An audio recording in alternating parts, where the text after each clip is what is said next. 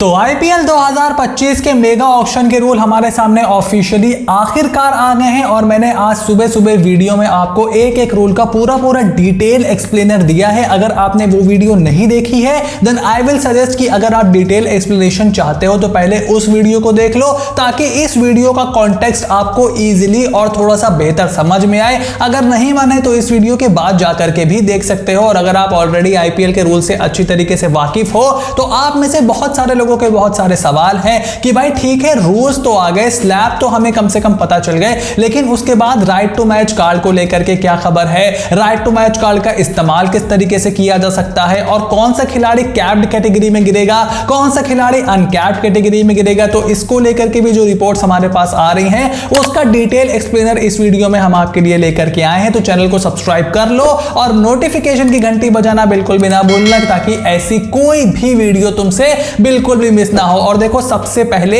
सबसे बड़ी रिपोर्ट जो इस समय निकल करके आ रही है, क्रिक बज़, ईएसपीएन, क्रिक इन्फो सबने उसको रिपोर्ट कर दिया है कि अक्टूबर 31 ऑफ अक्टूबर शाम को 5 बजे तक ही सभी फ्रेंचाइजीज के पास टाइम है to submit their retain players list for the IPL mega auction of 2025। यानी कि पिछले साल मुझे याद है कि आखिर के मिड नवंबर के टाइम पे शायद रिटेंशन लिस्ट सबको देनी थी और उसके बाद towards the end of the नवंबर हमारे पास रिटेन प्लेयर की लिस्ट निकल करके आई थी। लेकिन इस बार क्योंकि जल्दी ऑक्शन कराने की बात हो रही है तो 31 ऑफ अक्टूबर फिलहाल टेंटेटिव डेट निकल करके आई है जब सभी फ्रेंचाइजी को शाम को 5 बजे तक अपने रिटेन खिलाड़ियों की जो लिस्ट है वो बीसीसीआई को यहां पर सौंप देनी है। और उसके बाद अगली अपडेट भी इसी से रिलेटेड है कि कोई भी प्लेयर जो 31 अक्टूबर को या उससे पहले इंटरनेशनल क्रिकेट खेल रहेगा वो कैप्ड कैटेगरी में ही गिना जाएगा। यानी कि जो लोग सवाल कर रहे थे कि हर्षित राणा का क्या होगा, नीतीश कुमार रेड्डी का क्या होगा और ऐसे और भी जो खिलाड़ी हैं उनका क्या होने वाला है,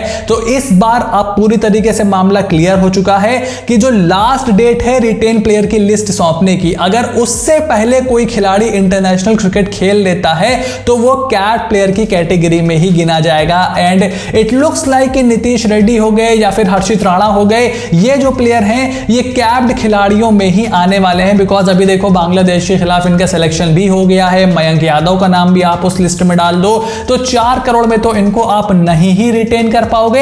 and I think it's kind of fair क्योंकि नीतीश रेड्डी हो गए, हर्षित राणा हो गए, इवन रमनदीप, ये अगर ऑक्शन में आते हैं तो बहुत ही मोटी रकम लेकर के जाने वाले हैं, इस बारे में किसी को शक नहीं है। और लास्ट डेट है जो रिटेन खिलाड़ियों की लिस्ट सौंपने की, उस दिन शाम 5 बजे से पहले या उससे पहले जो भी प्लेयर इंटरनेशनल क्रिकेट खेल लेगा वो कैप्ड खिलाड़ियों की लिस्ट में ही गिना जाएगा। और यही कट ऑफ डेट यहां पर बीसीसीआई ने रखी है। और इसके अलावा राइट टू मैच कार्ड के नियम में भी देखो एक बड़ा बदलाव किया गया है। लास्ट टाइम जब आरटीएम यूज हुआ था तो ऐसा होता था कि एक प्लेयर के ऊपर अगर 2 टीम बिडिंग कर रही है तो जो फाइनल बिड अमाउंट होता था उसको उस प्लेयर की पुरानी टीम मैच कर देती थी और उसको अपनी टीम में लेकर के आ जाती थी। सनराइजर्स हैदराबाद ने ये राशिद खान के लिए किया था इन 2018 आई थिंक, और उसके अलावा कोलकाता नाइट राइडर्स ने भी 2018 के मेगा ऑक्शन में इसका इस्तेमाल किया था। वो रॉबिन उथप्पा थे या कोई और प्लेयर था, आई रियली डोंट रिमेंबर, जहां तक मुझे याद है कि रॉबिन उथप्पा ही वो प्लेयर थे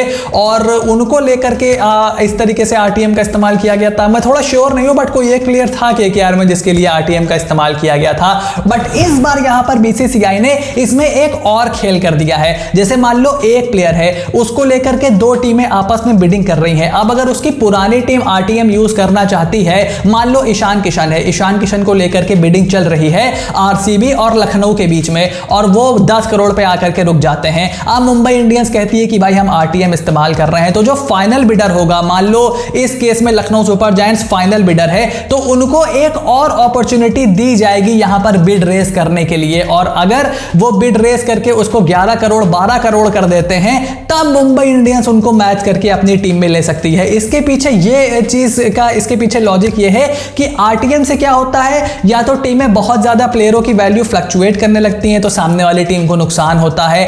ऐसे क्या होगा, अगर आप फाइनल बिड रेस करते हो और वो प्लेयर आपके पास आ जाता है तो आपका अमाउंट चला जाएगा। अगर आप फाइनल बिड रेस करते हो और उसकी पुरानी टीम उसको ले लेती है तो उनका अमाउंट चला जाएगा। In both the scenarios player का यहां पर फायदा होने वाला है। यह पॉइंट सबसे पहले रविचंद्रन अश्विन ने उठाया था कि वो आरटीएम के बहुत ज्यादा फेवर में नहीं थे। उन्होंने अपने चैनल पर बोला था कि इससे प्लेयर को उसकी सही मार्केट वैल्यू नहीं मिलती है, और मेरा तो यह भी ओपिनियन है कि किसी किसी प्लेयर को मार्केट वैल्यू से ज्यादा पैसे मिल जाते हैं और जो दूसरी फ्रेंचाइजीज होती हैं वो उसके प्राइसेस जो है इन्फ्लेट करने लगती हैं। सो यहां पर यह रूल यहां पर बीसीसीआई ने निकाला है कि भाई अगर आपको आरटीएम यूज करना है तो हाईएस्ट बिडर को एक फुल एंड फाइनल अपॉर्चुनिटी दी जाएगी अपने प्राइस रेस करने के लिए। अब अगर आपने अपने पुराने प्लेयर को लेना है तो उस प्राइस को मैच करके आप अपनी टीम में ले सकते हो। So I think it's a good move for the player, makes the thing a little bit more confusing but a lot more interesting as well. और उसके बाद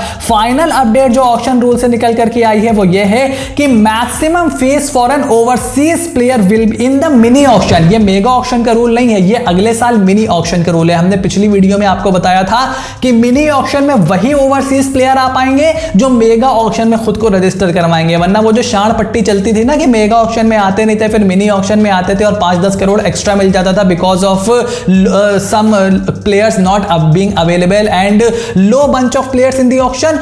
उसको यहां पर काउंटर करने के लिए सबसे पहले देखो बीसीसीआई ने ये रूल बना दिया कि भाई मेगा ऑक्शन में आओगे तभी मिनी ऑक्शन में एंट्री मिलेगी। और उसके बाद यहां पर एक नया रूल और आ गया है कि ये जो पिछले साल 20 crore 25 crore Mitchell Starc, PAT Cummins जैसे प्लेयरों को मिला था वो अब भूल जाओ, वो अब नहीं होने वाला है because Indian players were not happy. मैंने उस टाइम भी चैनल पर बोला था कि यार सूर्य कुमार यादव 8 करोड़ में खेल रहा है, उसके अलावा विराट कोहली भी 15 करोड़ में खेल रहे हैं, श्रेयस अय्यर 12 करोड़ में खेल रहे हैं, बुमराह 12 करोड़ में खेल रहे हैं, ऋषभ पंत 16 करोड़ में खेल रहे हैं, but PAT Cummins 20 crore, Sam Curran 18 crore, 17 crore में कैम ग्रीन, 25 करोड़ में मिचेल स्टार्क। तो अवेलेबिलिटी ऑफ रिसोर्सेज का यहां पर पूरा मसला फंस रहा था। तो बीसीसीआई ने अब ये देखो साफ कर दिया है रूल, तुम ध्यान से समझ लो कि जो हाईएस्ट अमाउंट होगा इस ऑक्शन में एक इंडियन प्लेयर का, अब वो रिटेन अमाउंट हो सकता है क्योंकि नंबर 1 रिटेंशन अमाउंट 18 करोड़ है, तो 18 करोड़ या फिर ऑक्शन का जो हाईएस्ट अमाउंट होगा उन दोनों में से जो कम होगा।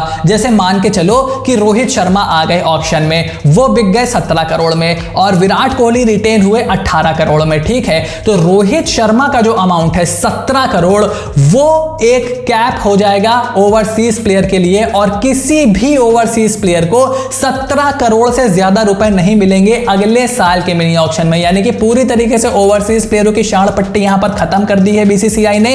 अब इससे यह होगा कि भाई 2 टीमें 17-17 पे फंस गई अगले साल, तो क्या होगा, तो इसका भी बीसीसीआई ने हल निकाल लिया है। बिडिंग आप करते रहो, 17 आपने कर दिया, मान लो अगले साल मिचेल स्टार्क आए और केकेआर और आरसीबी ने मिलकर 17-17 पे फंस गए, तो बिडिंग आप करते रहो, 18 करो, 19 करो, 30 करो, 35 करो, जितनी तुम्हारी मर्जी आए करते रहो, वो तुम्हारे पर्स से अमाउंट कट जाएगा, लेकिन वो मिचेल स्टार्क को नहीं मिलेगा। मिचेल स्टार्क को 17 ही करोड़ रुपए मिलेंगे। फिर बाद में मान लो मिचेल स्टार्क 20 करोड़ रुपए में बिक गए अगले साल, तो वो जो 3 करोड़ रुपए होंगे वो प्लेयरों की वेलफेयर के लिए बीसीसीआई खुद इस्तेमाल करेगा, यानी कि वो पैसा फ्रेंचाइजी के पर्स से कट के बीसीसीआई के पास चला जाएगा। आई नो थोड़ा सा कंफ्यूजिंग हो रहा है, तो तुम इसको रिवाइंड करके एक बार समझ लो। एक बार फिर से मैं एक्सप्लेन कर देता हूं, हालांकि कुछ लोग बोलते हैं कि तुम बहुत जरूरत से ज्यादा ही एक्सप्लेन करते हो, अगर ऐसा है तो मुझे कमेंट बॉक्स में लिख करके बता देना, but I just want to make sure that you understand. यही हमारा काम है और इसी में मुझे मजा भी आता है, मैं आदत से मजबूर हूं। तो देखो, जो हाईएस्ट अमाउंट होगा किसी भी ओवरसीज प्लेयर के लिए, वो हाईएस्ट इंडियन अमाउंट जो होगा, चाहे वो ऑक्शन का हो